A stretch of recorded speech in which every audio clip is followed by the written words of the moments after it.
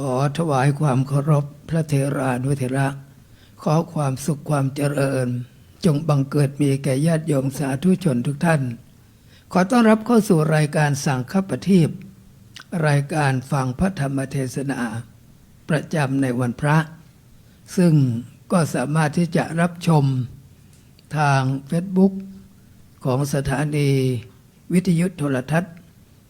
WBTV แล้วก็สามารถที่จะมารับฟังสดที่อาคารมหาเจษฎาบดินทร์แห่งนี้เป็นประจำในเวลา 19 นาฬิกาโดยประมาณบัดนี้การทั้งปวงและพร้อมแล้วขอเจริญพรคุณสุชาดาอจิราธิวัฒน์ประธานในพิธีได้เป็นประธานจุดธูปเทียนบูชาพระรัตนตรัยขอเชิญญาติโยมสาธุชนทุกท่านได้ร่วมบำเพ็ญบุญกิริยาด้วยการประนมมือ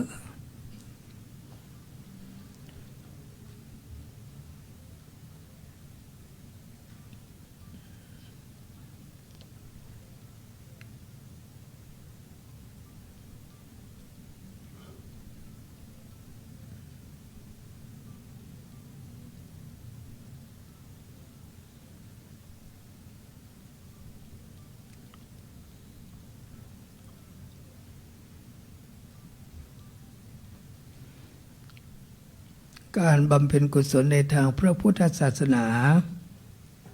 ถือว่าเป็นการสร้างบุญบารมีให้กับตัวเองด้วยการบำเพ็ญทานรักษาศีลและก็เจริญภาวนาในการบำเพ็ญกุศลถือว่าเป็นการสร้างคุณงามความดีให้กับตัวเองบุญกุศลทั้งหลายทั้งปวงนั้นใครทำคนนั้นก็ได้ทำแล้วบุญกุศลของเรานั้นเป็นสมบัติของเราไปตลอดไม่มีใครที่จะแย่งชิงไปได้บุญกุศลจึงติดตามเราเหมือนเงาติดตามตัวบุคคลที่หมั่นสร้างบุญกุศลเป็นประจำก็จะเกิดความสุขความเจริญสุโขปุญญัสสะอุจโยการสั่งสมบุญนำสุขมาให้ในการบำเพ็ญกุศลทุกครั้งเพื่อให้มีความบริบูรณ์ทำให้เรานั้นมีความบริสุทธิ์ด้วยการรักษาศีลศีลเป็นเบื้องต้นของการทำความดีทุกประการศีลนำให้เราไปดีมีทรัพย์และดับทุกข์ได้ขอเชิญท่านทั้งหลายได้กล่าวคำอาราธนาศีลโดยพร้อมเพรียงกันมะยังพันเตวีสูงรักขณาถายะติสรณีนะสหปัญจศีลานิยาจามะทุติยมปิมะยังพันเตวีสูงรักขณาถายะติสรณีนะสหปัญจศีลานิยาจามะตติยมปิมะยังพันเตวีสูงรักขณาทายะติสรณีนะสหปัญจศีลานิยาจามะนะโมตัสสะภะคะวะโตอะระหะโตสัมมาสัมพุทธัสสะนะโมตัสสะภะคะวะโตอะระหะโตสัมมาสัมพุทธัสสะนะโมตัสสะภะคะวะโตอะระหะโตสัมมาสัมพุทธัสสะนะโมตัสสะภะคะวะโตอะระหะโตสัมมาสัมพุทธัสสะนะโมตัสสะภะคะวะโตอะระหะโตสัมมาสัมพุทธัสสะนะโมตัสสะภะคะวะโตอะระหะโตสัมพุทธัสสะพุทธังสรณังคัจฉามิพุทธังสรณังคัจฉามิธัมมังสรณังคัจฉามิธัมมังสรณังคัจฉามิสังฆังสรณังคัจฉามิสังฆังสรณังคัจฉามิ ทุติยามปิพุทธังสรณังคัจฉามิ ทุติยมปิพุทธังสรณังคัจฉามิ ทุติยามปิธัมมังสรณังคัจฉามิ ทุติยมปิธัมมังสรณังคัจฉามิ ทุติยามปิสังฆังสรณังคัจฉามิ ทุติยมปิสังฆังสรณังคัจฉามิ ตติยามปิพุทธังสรณังคัจฉามิ ตติยมปิพุทธังสรณังคัจฉามิ ตติยามปิธัมมังสรณังคัจฉามิ ตติยมปิธัมมังสรณังคัจฉามิ ตติยามปิสังฆังสรณังคัจฉามิ ตติยมปิสังฆังสรณังคัจฉามิ ปานาติปาตาเวระมณีสิกขาปะทังสมาธิยามิ ปานาติปาตา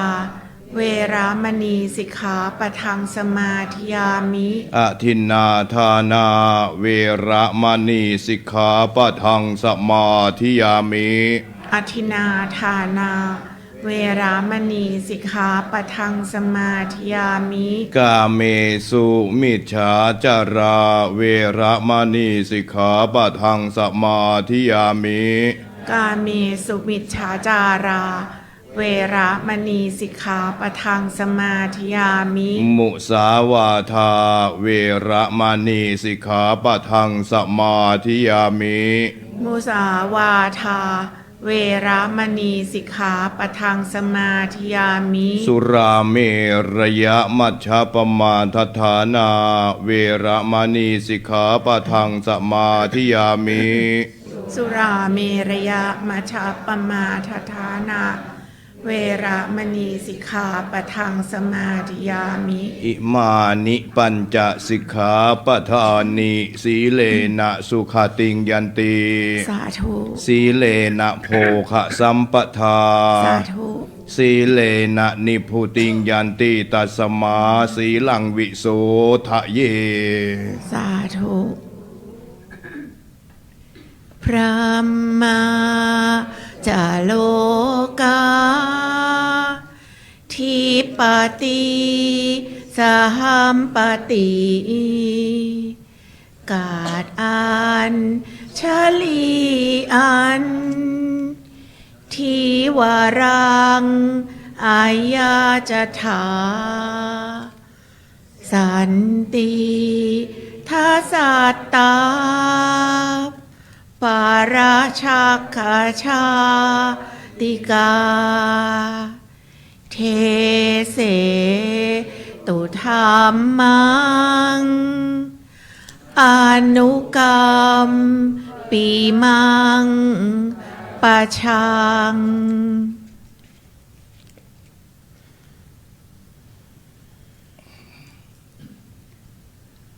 นะโมตัสสะภะคะวะโตอะระหะโตสัมมาสัมพุทธัสสะนะโมตัสสะภะคะวะโตอะระหะโตสัมมาสัมพุทธัสสะนะโมตัสสะภะคะวะโตอะระหะโตสัมมาสัมพุทธัสสะยัสสะรุกขสะฉายายะนิสีไทยะสะเสยวานะตัสสะสาขังพันชยะมิตตะทุพโพหิปาปะโกนติณวโรกาสบัดนี้อาตมภาพจักรับประทานแสดงพระธรรมเทศนาว่าด้วยเรื่องกตัญญูกตเวทิตาธรรมเพื่อเป็นเครื่องประคับประคองฉลองศรัทธาทานบดีทั้งหลายที่ได้มาฟังธรรมะในวันธรรมสวนะขึ้น8 ค่ำเดือน 8ในวันนี้เพื่อให้ท่านทั้งหลายได้เข้าใจเพิ่มพูนเพิ่มเติมขึ้นในบางสิ่งบางประการดังนั้นแล้วไซขอให้ทั้งหลายได้ตั้งโสตประสาทของท่านให้เป็นปานประหนึ่งว่าภาชนะทองคอยรองรับพระสัทธรรมพระเทศนา เพื่อให้เกิดธรรมสวนานิสงส์ตรงกับความมุ่งหมาย5ประการของการฟังธรรมนั่นก็คือ 1. ได้ความรู้ใหม่ 2. ได้วิจัยเรื่องเก่า 3. ได้บรรเทาความกังขา 4. ได้พัฒนาความคิด และ 5. ได้ทำจิตของตนให้ผ่องใสตามการเวลาสืบต่อไปณบัดนี้ด้วยท่านทั้งหลายวันนี้ขึ้น8 ค่ำเดือน 8เป็นวันที่ชาวพุทธทั้งหลายได้ทำความดียกใจให้สูงขึ้นวันนี้เช่นเดียวกันฐานะบดีทั้งหลายอุบาสกอุบาสิกาของวัจนวาได้ทำภาชนะกายของตัวเองมาฟังพระแสดงพระธรรมเทศนา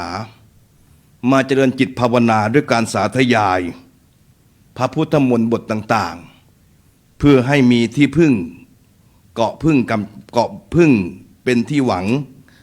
ให้กับท่านทั้งหลายตามสมควรแก่เวลาพุทธพจน์ที่ยกขึ้นเบื้องต้นว่ากตัญญูกตเวทิตาซึ่งคำนี้ธรรมะข้อนี้คนไทยทั้งหลายโดยเฉพาะชาวพุทธได้ยินบ่อยได้รู้บ่อยโดยเฉพาะคำว่ากตัญญูเหมือนกับที่อีก2 วันข้างหน้า5 กรกฎาคมพุทธศักราช 2568 คณะสงฆ์วัจนวาได้รำลึกนึกถึงพระคุณพระเดชพระคุณหลวงพ่อพระธรรมวชิระโมลีรองเจ้าคณะภาค 4 เจ้าอาวาสวัจนวาได้จัดพิธีอายุวัฒนมงคล77 ปีไม่เพียงเท่านั้นยังได้ทำบุญอุทิศให้กับบูรพาจารย์พร้อมทั้งผู้มีพระคุณของวัจนวาเพื่อเป็นการแสดงออกถึงความกตัญญูรู้คุณและก็กตเวทีตอบแทนคุณงามความดีนั้นท่านทั้งหลายหากคนไหนมีความกตัญญูรู้ซึ้งถึงคำนี้มันจะมาคู่กับความดีอาตมาภาพนั้นมีโอกาสได้ไปสอนสามเณรแนะนำแบ่งปันสมณครูบุปัญญาธรรมปีนี้เป็นปีที่11ภายใต้สโลแกนของ4 คำรักเรียนเพียรให้โดยมีหัวข้อใหญ่ๆคือกตัญญูคู่ความดีเพราะความกตัญญูถ้าหากว่าซาบซึ้งถึงใจแล้วมันจะมาคู่ความดีอยู่เสมอท่านลองนึกคิดดูหากคนไหนกตัญญูต่อใครจะเทคแคร์หัวใจของคนนั้นจะไม่กล้าเหยียบย่ำไม่พูดคำที่เสียดแทงหัวใจจริงอยู่ในวัยของวัยรุ่นวัยของวัยเด็กย่อมคิดน้อยพูดเยอะเพราะมีแรงมากท่านลองสังเกตดูสิคนสมัยนี้เด็กสมัยนี้หากน้ำไม่เย็นเขาก็จะไม่ดื่มหากของไม่หวานเขาก็จะไม่ทานตรงข้ามกับคนที่มีอายุมากไม่ต้องน้ำเย็นน้ำเปล่าก็ทานได้ต้องการความสงบเพราะฉะนั้นแล้ววันนี้ก็เลยอยากจะฝากธรรมะให้กับคนที่เป็นคุณพ่อคุณแม่ก็ดีให้กับคนที่เป็นลูกก็ตามเพื่อที่จะผูกพันด้วยความรักที่เป็นเมตตาถึงจะสร้างความกตัญญูให้เกิดขึ้นได้เพราะว่าหลักของความกตัญญูมันต้องมีองค์ประกอบนะมันถึงจะทำได้ตอบปัญหาที่อยู่ในหัวใจเพราะมันมีขั้นตอนคนจะกตัญญูแน่นอนว่าเกิดจากการตั้งจิตสำนึกแต่ถ้าคนไม่สำนึกมันต้องมีขั้นตอนของความกตัญญูขั้นตอนของความกตัญญูคืออะไร 1. ต้องค้นหา 2. ต้องทบทวน 3. ต้องรักษาและ 4. ต้องตอบแทนต้องครบองค์ประกอบทั้ง4นี้สำหรับคนที่จะมีความกตัญญูอย่างที่อาตมาภาพได้ยกขึ้นเบื้องต้นไว้ว่ายัสสะรุกขสะฉายายะนิสีเทยะสะเสยยวาเป็นต้นซึ่งแปลเอาความว่าบุคคลอาศัยนั่งนอนที่ร่มเงาของต้นไม้ใดไม่ควรหักรานกิ่งต้นไม้นั้นเพราะการประทุษร้ายมิตรเป็นความเลวทรามท่านทั้งหลายหากใครมีขั้นตอนของความกตัญญูเพื่อสร้างตัวเองให้รู้แล้วเขาจะตอบแทนคุณจริงอยู่ความกตัญญูนั้นเป็นสิ่งที่เกิดขึ้นได้ภายใต้จิตสำนึกเราลองดูว่าหากเราจะรู้ว่าพ่อแม่มีคุณหรือไม่ลองค้นหาดูสิค้นหาว่าเวลาลูกเก็บป่วยจนแบบเบาะ ใครวิ่งเข้ามาหา เวลาลูกที่หิวข้าวใครเป็นหม้อข้าวใครเป็นอาหารให้ลูกได้ทาน เก็บป่วยไม่สบายใครเป็นรถยนต์ใครเป็นโรงพยาบาลให้ลูกไปแล้วอยู่รักษา ลองคิดทบทวนบ่อยๆในข้อที่สองทบทวนกลับไปกลับมาว่าจริงหรือไม่ว่าพ่อแม่มีพระคุณนั้นจริงหรือเปล่าทุกครั้งที่เราร้องไห้คนไหนที่เป็นผ้าเช็ดหน้ามาซับน้ำตาให้เราทุกครั้งที่หัวเข่าเราล้มลงและเป็นแผลคนไหนที่ทายาให้เราคิดทบทวนกลับไปกลับมาบ่อยๆเข้าคำตอบมันจะเกิดขึ้นนะว่าคนที่อยู่ใกล้ใจถึงแม้บางครามันจะห่างสายตาแต่ท่านอยู่ใกล้ใจอยู่เสมอเพราะอะไรเพราะคนที่เป็นพ่อแม่ด้วยจิตวิญญาณของคนที่เป็นพ่อแม่ไม่เคยปล่อยมือแม้แต่สักคราเว้นแต่ว่าหมดลมหายใจจากโลกนี้แต่ทำไมคนสมัยนี้กลับอยากจะปล่อยมือพ่อกับแม่เพราะเพื่อนเพราะแฟนเพราะคนรักเมื่อเขาทบทวนบ่อยๆจนเห็นแน่ชัดแล้วว่าพ่อแม่มีพระคุณอยู่จริงจะเกิดธรรมะข้อที่สามคือการรักษาพ่อกับแม่เทคแคร์พ่อกับแม่ดูแลพ่อกับแม่นั้นแหละจึงจะนำมาซึ่งการตอบแทนต้องใช้หลัก4ข้อนี้4ประการนี้เพื่อให้คนสมัยนี้โดยเฉพาะคนต่ำกว่า12ปีเขาเรียกว่าอัลฟาเนี่ยอยู่แต่กับโซเชียลอยู่แต่กับจออยู่กับเทคโนโลยีเพราะฉะนั้นจึงสำคัญเป็นอย่างยิ่งท่านทั้งหลายแล้วเราจะปลูกฝังธรรมะขั้นตอนกตัญญู4อย่างนี้อย่างไรเราต้องไม่ลืมนะว่าคำว่ากตัญญูกตเวทีเป็นเครื่องหมายของคนดีนั้นไม่ใช่มีเพียงแค่พ่อแม่พระพุทธเจ้าตรัสเอาไว้อัตมภาพย่อสรุปลงเอา4อย่างต้องกตัญญูต่ออะไรบ้าง 1. ต้องกตัญญูต่อสถาบัน 2. ต้องกตัญญูต่อบุคคล 3. ต้องกตัญญูต่อสถานที่และ 4. ต้องกตัญญูต่อตัวเองใน3สถาบันชาติพระพุทธศาสนาและพระมหากษัตริย์เราเกิดมาได้อาศัยร่มเงาทั้ง3ร่มเงานี้ในการพึ่งพาเราต้องกตัญญูกตเวทีรู้คุณและตอบแทนคุณเป็นพลเมืองที่ดีไม่สร้างความแตกแยกให้เกิดขึ้นเพราะสุดท้ายเราอยู่ไม่นานสร้างอนุสาวรีย์จารึกสิ่งดีเอาไว้เหมือนกับทานน้ำดีที่อยู่ตรงนี้ท่านทั้งหลายได้สร้างหน้าหนึ่งของตัวเองในวันนี้ว่าเรามาฟังธรรมต้องได้อะไรกลับไปบ้านสัก1เรื่องสัก1อย่างสัก1ข้อหากไม่เช่นนั้นแล้วจะขาดทุนเป็นได้หากท่านทั้งหลายทบทวนอยู่อย่างนี้เราจะรู้หลักข้อคิดหลักธรรมะตรงประเด็นที่ว่ากตัญญูต่อ3สถาบันอันที่2กตัญญูต่อบุคคลนี่แหละคนไหนที่เกิดก่อนแล้วเราพึ่งพา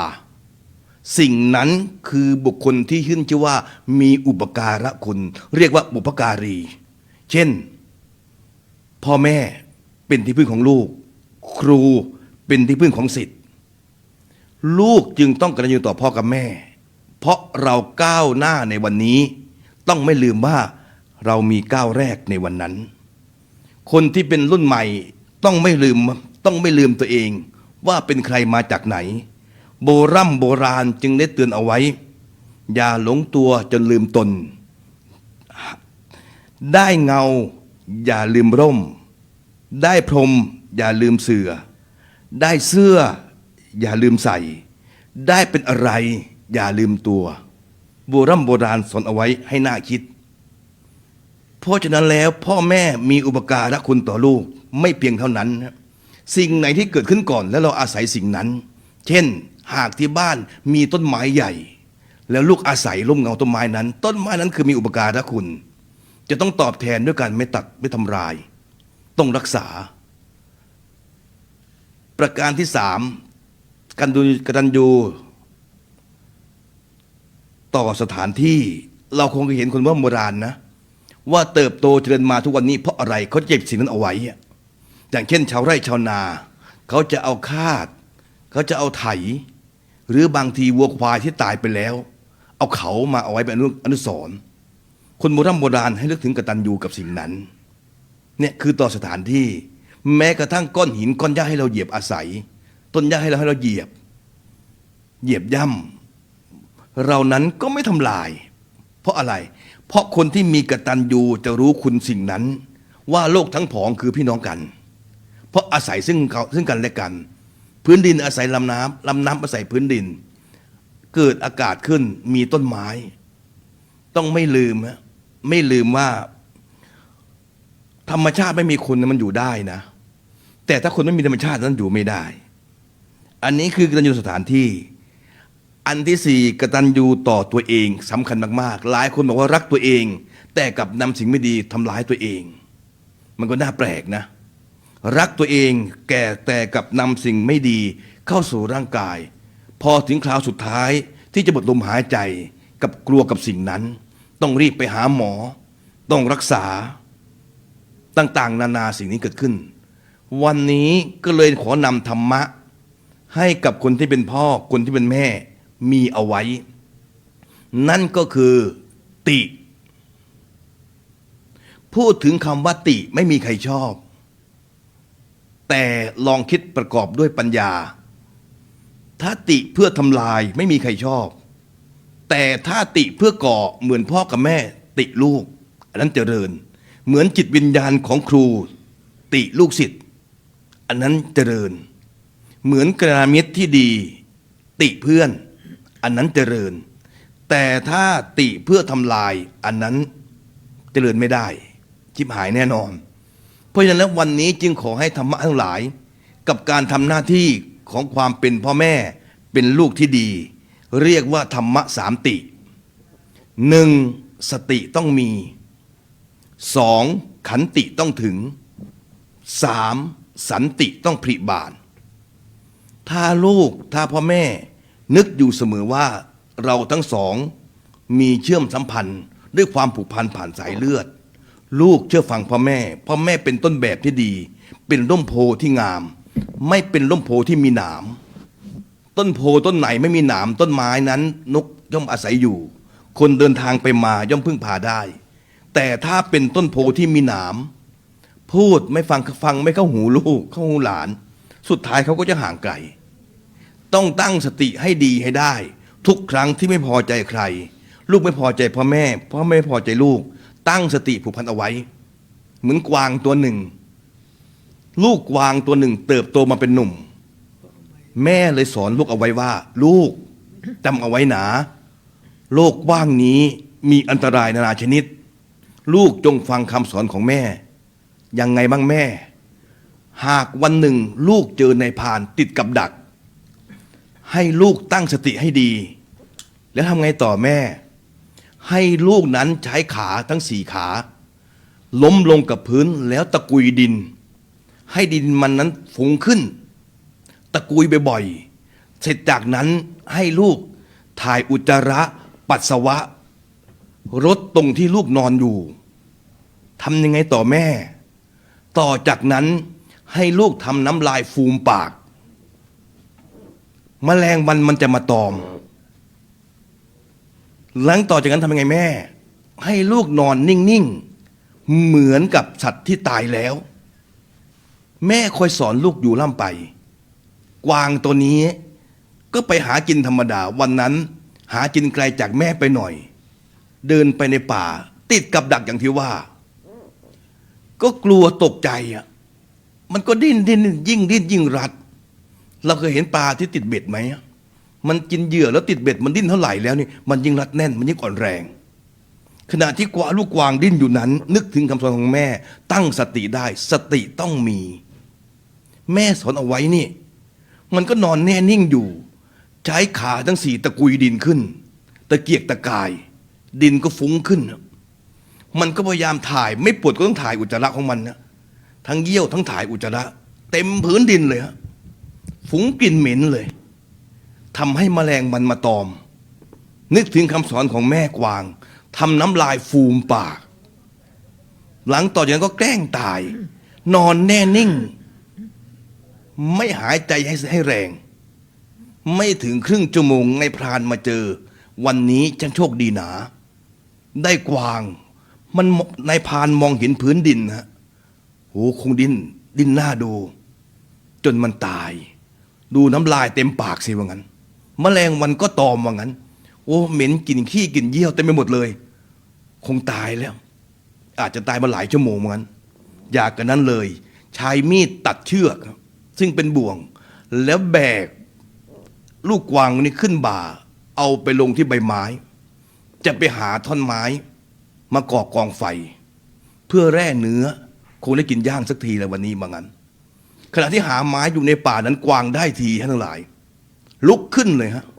แล้วสปีดเต็มที่วิ่งเต็มกำลังใส่เกียร์สุนัขวิ่งทันทีเลยเพื่อตัวเองรอดสุดท้ายมันรอดเพราะเจอปัญหาสติกระเทือนปัญญาถึงกระแทกเพราะเชื่อคำสอนของแม่ที่สอนเอาไว้ทำให้อาตมาภาพนึกถึงโบราณได้กล่าวเอาไว้ รักยาวให้บั่นรักสั้นให้ต่อหากไม่ตั้งสติคิดคำนี้ทุกคนก็คงจะงงว่ารักยาวแล้วจะบั่นได้ยังไง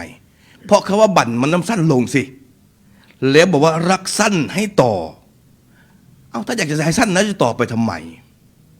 คำนี้น่าคิดถ้าตั้งคิดให้ดีซึ่งโบราณได้ถอดรหัสนี้เอาไว้เป็นปริศนาธรรมได้เฉลยว่ารักยาวให้บั่นคนไหนที่เป็นลูกเมื่อพ่อแม่แก่แล้วหูฟังไม่ค่อยชัดตาเริ่มมัวกำลังเริ่มลดลงให้ตัดคำพูดอย่าต่อคำพูดของคนที่เป็นพ่อแม่รักยาวให้บั่นตัดคำพูดนั้นให้สั้นคือยอมนี่คือรักยาวให้บั่นรักสั้นให้ต่อกันก็คือว่าไม่ต่อความยาวสาวความยืดแต่ถ้าคนไหนต่อความยาวสาวความยืดสุดท้ายก็ทะเลาะกันไม่พอใจกันได้ยินข่าวไหมจังหวัดหนึ่งใกล้ๆของเรานี่แหละลูกเลี้ยงสุนัขและปรากฏว่าให้พ่อซึ่งเหลือพ่อคนเดียวให้เลี้ยงสุนัขที่บ้านแล้วพ่อเลี้ยงสุนัขยังไงไม่รู้สุนัขตายเมื่อสุนัขตายคนเป็นลูกก่อนหน้านี้ก็ไม่พอใจพ่ออยู่ตลอดเวลาพอดีเป็นลูกสาวสุดท้ายที่ออกตามข่าวคนที่เป็นลูกได้เขียนใบอย่าขาดจากพ่อกับแม่ซึ่งในความเป็นจริงมันไม่มีนะมันมีแต่ใบของผู้หญิงผู้ชายแต่งงานกันแล้วมีใบทะเบียนสมรสแล้วก็มีใบหย่าแต่อันนี้ใบหย่าขาดจากพ่อแม่และลูกแล้วก็ให้พ่อเนี่ยเซ็นใบหย่านั้นเซ็นใบหย่าขาดจากความเป็นลูกกับพ่อพ่อก็ยอมฮะคือคล้ายๆว่ามันมีเรื่องมาก่อนหน้านี้มากมายแล้วเป็นเรื่องภายในครอบครัวแต่คนชาวบ้านไม่อยากจะยุ่งสุดท้ายเขาอัดคลิปลง TikTok บอกว่าให้พ่อตั้งใจดูนะไม่ได้บังคับพ่อนะว่าพ่อจะยินยอมหรือไม่พ่อก็ยินยอมฮะยินยอมเซ็นใบหย่าจากลูกนั่นนะซึ่งไม่ได้แต่งกันนะแต่มีใบหย่าให้มันน่าแปลกไหมนะสุดท้ายพ่อก็เลยไปนอนข้างทางข้างถนนผู้สื่อข่าวไปเจอเข้าเขาร้องเรียนว่าให้ช่วยตาคนนี้หน่อยแต่แกยังไงก็ไม่ยอมที่จะกลับบ้านมันคงมีหลายเรื่องที่แกนั้นพูดไม่ออกพูดเนี่ยมีหลายเรื่องที่มันจุกทำให้อาตมานึกถึงภาพคนโบราณที่บอกไว้อีกแหละที่ว่าแพ้เป็นพระชนะเป็นมารถ้าแพ้พ่อกับแม่เป็นพระประเสริฐแน่นอนแต่ถ้าชนะพ่อกับแม่เป็นมารแน่นอนนี่เห็นไหมแล้วไม่มีเฉพาะในปัจจุบันนะแม้กระทั่งพุทธกาลก็ยังมีเรื่องของคนที่ไม่กตัญญูต่อพ่อแม่เศรษฐีคนหนึ่งมีทรัพย์400,000กับหาปณะมีลูกชาย4 คนไหนลองคิดดูลูกโตขึ้นแบ่งให้คนละ100,000หรืออีก400,000เก็บไว้ตัวเองแต่สุดท้ายพอลูกแต่งงานทั้ง4 คนแล้วทั้ง4 คนแต่งงานก็มาขอเพิ่มอีก400,000เป็น800,000สุดท้ายพอได้ไปแล้วทำไงรู้ไหมลูกก็บอกว่าพ่อไปอยู่ใครก็ได้แต่พอพ่อไปอยู่จริงแล้วเขาก็กระแนะกระแหนว่าเหมือนกับว่าพ่อจะมีลูกเพียงแค่คนนี้คนเดียวหรือยังไงอีก3 คนไม่ใช่ลูกของพ่อหรืออย่างไรบ่อยเข้าพ่อก็ทนไม่ได้ไปหาลูกคนที่2คนที่2ก็พูดแบบเดียวกันพ่อมีลูกตั้งหลายคนทำไมมาอยู่แต่กับผมไปอยู่บ้านอื่นบ้างสิสุดท้ายไปทั้ง4 บ้านพูดเหมือนกันหมดเลยสุดท้ายไม่มีที่พึ่งเป็นคนจรจัดแต่ว่าดังดีเข้าหาพระเจ้าที่พระเชตวันพระเจ้าให้คาถาเพราะอะไรเพราะสมัยก่อนสัญญาประชาคมว่าคนไหนที่ใช้เงินพ่อกับแม่เลี้ยงชีพตัวเองอยู่แล้วไม่กตัญญูกตเวทีคนนั้นต้องถูกประหารพระพุทธเจ้าให้คาถาเอาไว้ แล้วให้ตาแก่คนเนี้ยพูดในที่สัญญาประชาคมเมื่อเขาประชุมกัน แต่คาถายาวมากอาตมาจำไม่ได้ แต่ถอดคีย์เวิร์ดเอาให้ฟังได้ง่ายๆกับคนนี้กับคาถาที่พระเจ้าให้เอาไว้ว่า เมื่อเข้าสู่สัญญาประชาคมแล้วนั้น จงท่องคาถานี้เอาไว้ แกก็พยายามท่องให้มันได้ ให้มันจำชัดเพราะว่าคาถาที่ให้เยอะเหลือเกิน สรุปเอาใจความง่ายๆก็คือว่า ลูกคนไหนเป็นอสัตบุรุษเลวทราม แต่ยังเรียกว่าพ่อโดยเพียงแค่รูปกายว่าเป็นบุตร สุดท้ายเขาทิ้งคนแก่นั้นเหมือนโคเท่า ที่ไม่มีคุณค่าอะไรและเขาฆ่าทิ้งย่อๆนะ สุดท้ายทั้งหลายพราหมณ์แก่คนนี้ท่องคาถานี้ขึ้น ในวันประชุมสมาคมของสโมสร แล้วปรากฏว่าไงรู้ไหม คนทั้งหลายก็คุยกันเสียงดังในห้องประชุมว่าใครช่างกล้าทำแบบนี้ อาศัยเงินของพ่อกับแม่แล้วกลับไม่เลี้ยงดูแล จะต้องคนนั้นถูกประหาร สุดท้ายผู้ชาย4 คนซึ่งอยู่ในที่ประชุมด้วยหมอบกราบตั้งแต่พื้นมาถึงเท้าพ่อขอเข้ามาในสิ่งนั้น แล้วจะได้ประหารเขาเลย สุดท้ายก็กลับมาเลี้ยงดูพ่อ ให้อิ่มมีพีมัน แต่พอมาถึงทุกวันนี้ท่านทั้งหลายจิตสำนึกของคนเราไม่ได้เป็นแบบนั้นเพราะอิงกระแสเราจนห่างกระแสธรรมเราจึงได้เห็นว่าทุกวันนี้พ่อแม่ปู่ย่าตายายกำพร้าลูกหลานใครก็ตามหากไม่มีความกตัญญูจะเจริญได้อย่างไรไม่รู้คุณคนแล้วจะยกใจตนสูงได้อย่างไรเพราะฉะนั้นทั้งหลายกตัญญูจึงต้องมาคู่กับความดีอยู่เสมอวันนี้ทั้งหลายได้ขึ้นชื่อว่ากตัญญูต่อพระพุทธศาสนาด้วยกันมาฟังธรรมสุดท้ายที่สุดเทศนาปริโยสาเนในอวสานการแห่งการแสดงพระธรรมเทศนาในกตัญญูกตวิหิตากถาก็เห็นสมควรสมัยได้การเวลาขอให้ทั้งหลายได้มีลูกชายลูกสาวหรือแม้ทั้งตัวเองมีธรรมะ3 ติเพื่อความผลิบานและเบิกบานในใจนั้นคือสติต้องมีขันติความอดทนอดกลั้นนั้นต้องถึงและสุดท้ายสันติจะได้ผลิบานจงมีแก่ทุกท่านทุกคนรับประทานมาก็สมควรแก่เวลาจึงขอสมมุติยุติลงคงไว้แต่เพียงเท่านี้เอวังก็มีด้วยประการฉะนี้สาธุท่านพระอาจารย์พระมหาชาครินทร์กิติเมธีผู้ช่วยเจ้าอาวาสวัดจันทวาก็จะได้แสดงธรรมเทศนาในกตัญญูกตเวทิตากถาเป็นข้อคิดให้ท่านทั้งหลาย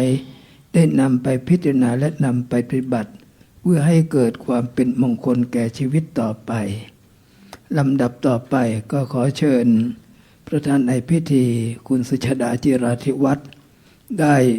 ถวายบูชาธรรมกันเทศน์ญาติโยมท่านใดประสงค์ที่จะได้บูชากันเทศน์ก็ขอเจริญพรได้ถวายตามลำดับ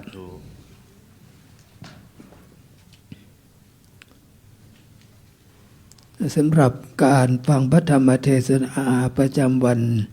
พระหรือวันธรรมสวนะญาติโยมก็สามารถที่จะมาฟังสดๆณสถานที่แห่งนี้ได้นะท่านใดไม่สะดวกก็สามารถที่จะรับชมแล้วก็ฟังทางสถานีวิทยุโทรทัศน์โลกพระพุทธศาสนา WBTV ได้ในเวลา 19 นาฬิกาโดยประมาณถ้าเป็นวันวันธรรมดาทั่วไปนะ1 ทุ่มเราก็จะได้เจริญพระพุทธมนต์ถ้าเป็นวันพระวันธรรมสวนะเราก็ฟังเทศน์จบแล้วก็จะเป็นการเจริญพระพุทธมนต์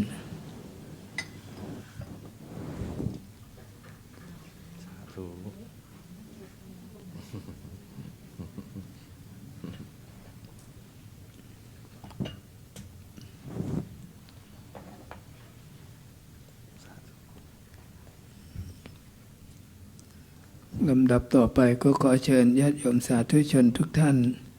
ได้ตั้งใจกรวดน้ำรับพร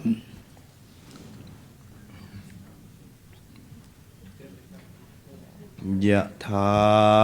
วาริวหาปูราปาริปูเรนติสาครัง เอวะเมวะอิโตทินังเปตานังอุปกปปติอิชิตังปัทิตังตุมหังขิปะเมวะสมิจจตุสัพเพปูเรนตุสังกปาจันโทปนรโสยถามณิโชติระโสยถา